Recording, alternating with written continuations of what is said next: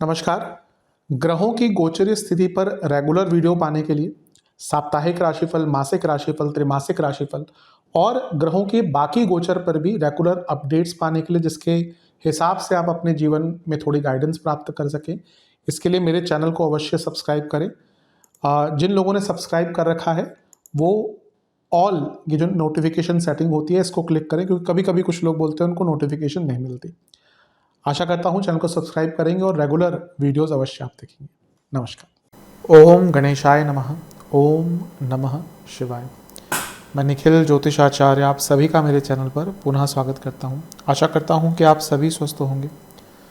महादेव की कृपा आप सभी पर सदा बनी रहे। ये वीडियो वृश्चिक यानी कि स्कॉर्पियो के लिए बहुत विशेष है, क्योंकि यह वीडियो है 27 अप्रैल से 3 मई 2026 के साप्ताहिक राशिफल के बारे में। कैसा रहेगा आने वाला सप्ताह वृश्चिक के लिए। जो मेरा साप्ताहिक राशिफल होता है वो प्रमुखतः चंद्रमा और उनकी गति पे आधारित होता है। चंद्रमा एक बहुत विशेष ग्रह है।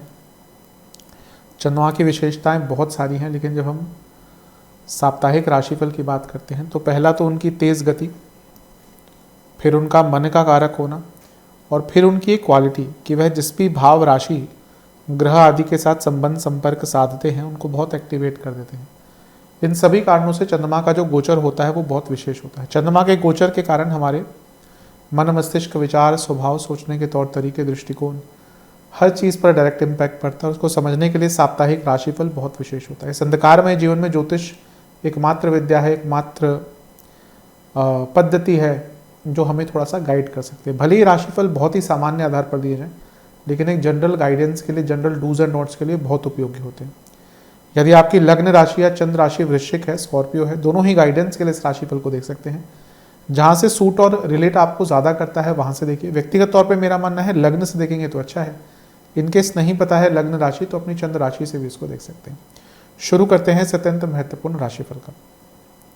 चंद्रमा आपके लाभ स्थान में आ जाएंगे, यानी कि कन्या में। ये होगा 27 अप्रैल को रात के 11:30 के आसपास, और 30 अप्रैल रात के 2 बजे तक चंद्रमा यहीं पर रहेंगे।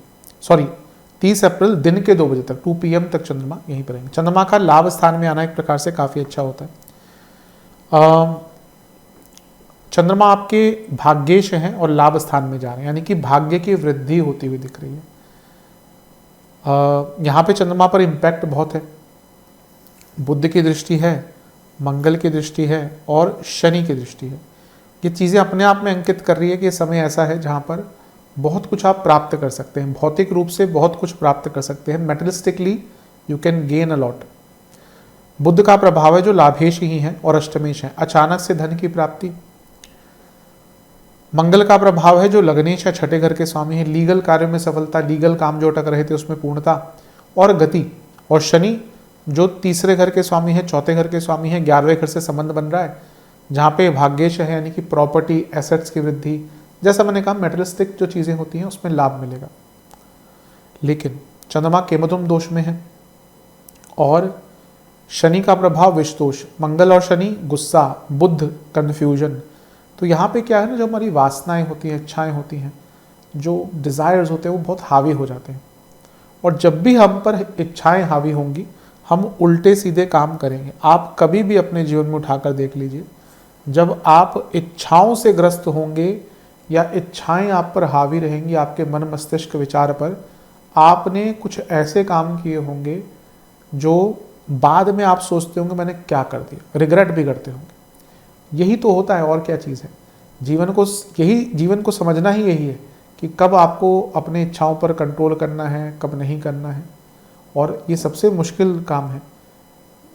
मैं कई बार बता भी चुका हूँ, विश्वामित्र जैसे ऋषि, पराशर जी जैसे ऋषि, पराशर जी की जिनको कहानी पता है कि इतनी साधनाओं के बाद कहीं ना कहीं वासना का जो वेग है जब उन पर चढ़ा तो उन्होंने किस प्रकार से अपनी अपनी जो साधनाएं हैं उसके बल को ऐसे ही व्यर्थ कर दिया कुछ हद तक। तो जैसे मैंने कहा, जब ऋषि मुनि नहीं संभाल पाए तो हम क्या चीज़ है। लेकिन पता होना चाहिए कि रुकना कहाँ पे है। जिस व्यक्ति के अंदर ये स्तंभन आ गया कि कहाँ पे रुकना है, अपने आप को रोकना आ गया ना, वो व्यक्ति सफल होता है। जिसको पता ही नहीं कि रुकना कहाँ है वो नहीं हो सकता।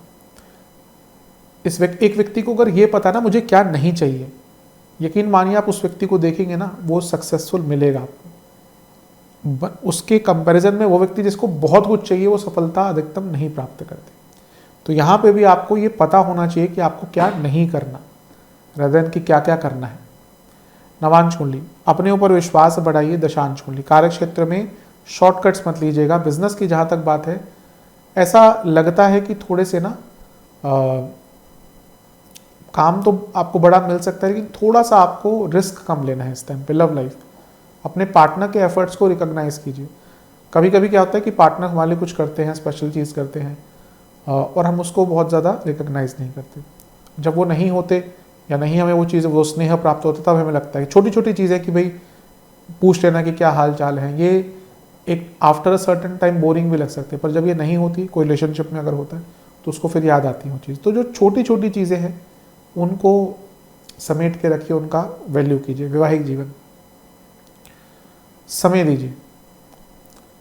अगर अच्छे पार्टनर हैं आपके तो आई थिंक सबसे ज़्यादा वो अगर किसी चीज़ को मूल्य देंगे वो समय है। तो एक क्वालिटी टाइम अपने पार्टनर को दीजिए।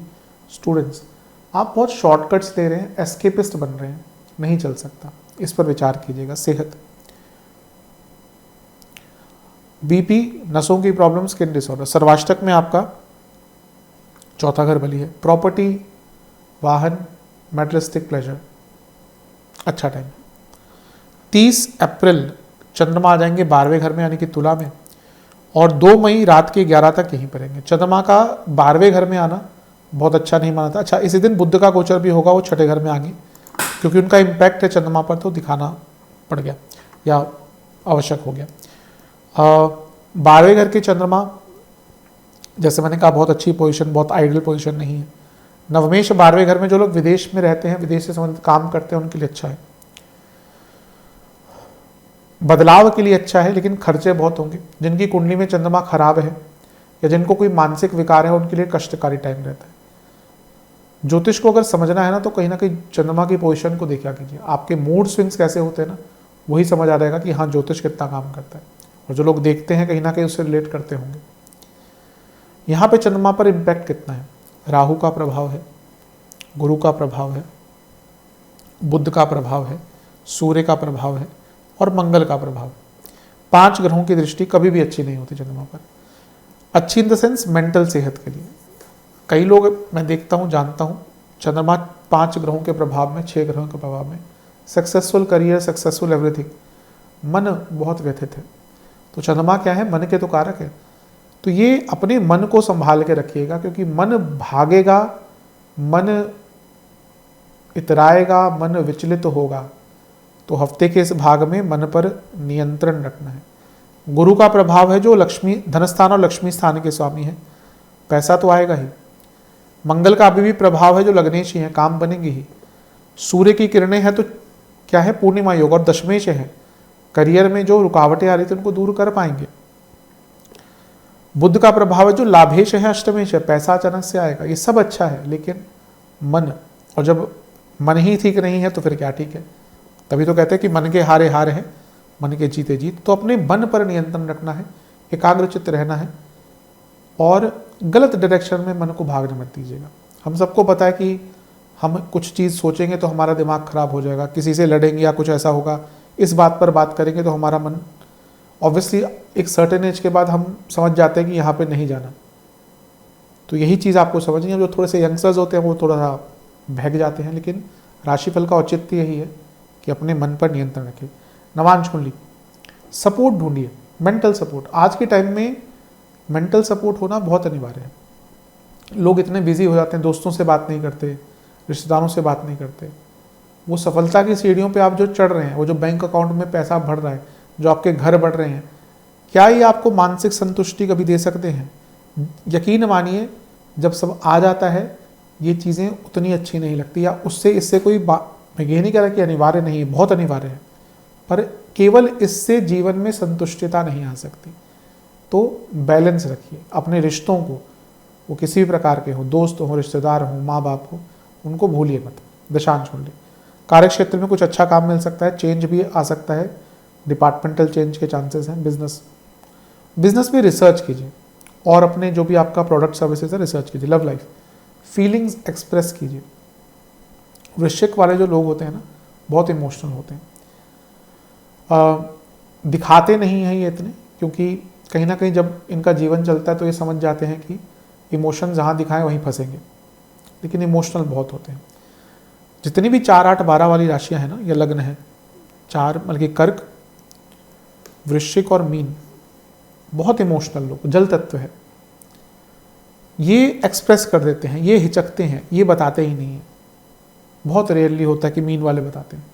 तो वृश्चिक वालों को मैं कहूँगा रिलेशनशिप में व्यक्त कीजिए अपनी भावनाओं को, अपनी वल्नरेबिलिटीज़ को, अपने दुखों को, अपनी चिंताओं को। केवल अच्छा अच्छा रहना तो वो कॉफ़ी डेट तक ही रखिए। जब रिलेशनशिप में आएंगे तो बुरा भी साथ में आएगा। वैवाहिक जीवन, पेशेंस, स्टूडेंट्स तो मैं कहूँगा भाग्यशाली टाइम है आपके लिए, कोई बहुत शुभ समाचार यहाँ पर आता हुआ दिख रहा है। सेहत की जहाँ तक बात है, पेट की प्रॉब्लम, पैरों के रोग, ब्रीदिंग इश्यूज, कफ रोग, सर्वाष्टक में आपका तीसरा घर बली है। ये अपने आप में अंकित कर रहा है कि कम बोलिएगा, अच्छा रहेगा। कमिटमेंट्स फालतू की मत दीजिएगा किसी को जब वो पूर्ण नहीं कर सकते आप। 2 मई रात के 11 बजे चंद्रमा आ जाएंगे आपके लग्न भाव में, यानी कि वृश्चिक में, और सप्ताह के अंत तक यहीं पड़ेंगे। चंद्रमा का लग्न में आना एक प्रकार से काफ़ी अच्छा माना जाता है। भाग्येश हैं आपके और लग्न भाव में बैठ रहे हैं, यानी कि भाग्य का साथ मिलेगा। शुक्र का प्रभाव है समसप्तक, इसको सौभाग्य लक्ष्मी, लक्ष्मी योग कहीं जगह कहा गया है। शुक्र सप्तमेश ही है, 12वें घर के स्वामी हैं। खर्चे बढ़ेंगे, लेकिन विदेश का कुछ आपका काम है, विदेश संबंधित काम करते हैं तो लाभ भी होगा। थोड़ी पॉपुलैरिटी, थोड़ा नेम फेम मिल सकता है। लेकिन चंद्रमा नीच के हैं लग्न में, तो मानसिक चिंताएं तो बनी रहेंगी, गुस्सा थोड़ा सा आएगा और थोड़ी इनसिक्योरिटीज़ भी रहेंगी। गुरु से छठे में है तो शकट योग भी बन रहा है, तो कोई काम अटकेगा। और चंद्रमा सेंसिटिव पोजीशन में है, इसीलिए टाइम मैनेजमेंट, वर्क मैनेजमेंट पर बहुत ध्यान देना है। टाइम बुरा नहीं है, लेकिन जो मैंने कही चीज़ें उस पर विचार कीजिएगा। नवांश कुंडली, अपने जीवन के बारे में अवेयरनेस बढ़ाइए। अभी लगता है कि बहुत ऐसी चीज़ें आपके जीवन में हो रही हैं जिस पर आपका कोई भी नियंत्रण नहीं है, और ये आगे चलकर आपको खलेगी चीज़ें।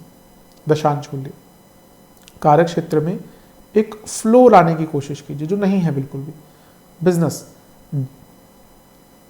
डीलिंग जो है लोगों के साथ, उसको जेंटल रखिए। अभी लगता है कि आप थोड़े से असर्टिव हो जाते हैं, ये नेचर भी होता है वैसे वृश्चिक वालों का। लव लाइफ, इनोसेंस खो गई है, उसको वापस लाने की। कभी कभी बहुत छोटी छोटी चीज़ों में जो इनोसेंस होती है ना, वो याद रह जाती है। आप देखिए रिलेशनशिप अगर आपका चला, आपको छोटी छोटी चीज़ें जो इनोसेंट होती है, वो किसी का हंसना, किसी का कोई भाव, किसी की कोई बात छोटी सी, वो याद रह जाती है। बाकी बड़ी बड़ी चीज़ें इतनी याद नहीं रहती। तो जो इनोसेंस होना चाहिए ना रिलेशनशिप में, उसको ढूंढिए इस टाइम पे। वैवाहिक जीवन मेरे हिसाब से थोड़ा पॉजिटिविटी लाने की कोशिश कीजिए। अगर वैवाहिक जीवन है या कोई भी संबंध है, उसमें हमारा भी दायित्व बनता है। ऐसा नहीं होता कि हम हमेशा एक्सपेक्ट करें। अपनी तरफ से चीज़ों को ठीक कीजिए। स्टूडेंट्स बहुत ज़्यादा अनप्रैक्टिकल रहेंगे इस टाइम पे, और उसके कारण खामियाजा भी भुगतेंगे। सेहत की जहाँ तक बात है, पेट की प्रॉब्लम बनी रहेगी, कफ रोग बने रहेंगे, ब्रीदिंग इश्यूज़, अगर हाँ जिनको ब्रीदिंग इश्यूज़ हैं बहुत ध्यान दें। एस्थमा आदि कुछ भी है आपको, ब्रोंकाइटिस आदि, बहुत ध्यान दें, टाइम अच्छा नहीं है। जिनको हार्मोनल इश्यूज़ है कुछ, उनको भी दिक्कत हो सकती है। सर्वाष्टक में आपका धनस्थान वाली, धन के लिए मटेरियलिस्टिक चीज़ों के लिए मैंने कहा हफ्ता अच्छा है। उपाय के स्वरूप में हनुमान चालीसा का 3 बार पाठ करके बजरंग बली को एक घी का दिया अर्पण करें। आशा करता हूँ वीडियो काम आएगा। चैनल पर सब्सक्राइब कीजिए, वीडियो को लाइक कीजिए।